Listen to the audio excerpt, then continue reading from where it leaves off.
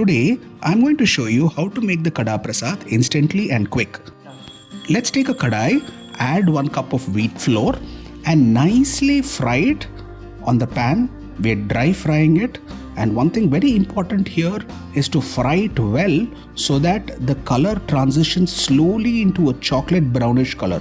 Now you can see it actually getting into a Horlicks brown color.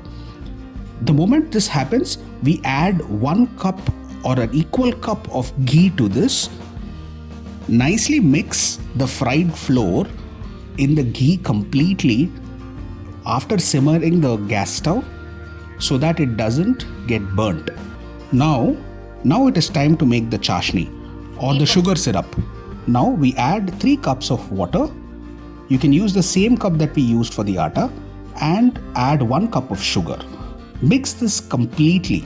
Now add this boiling chashni syrup to the atta.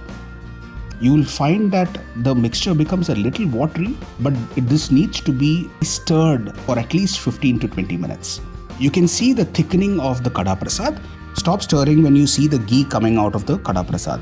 Now you can decorate it with cashew nuts. The Kada Prasad is ready to be served.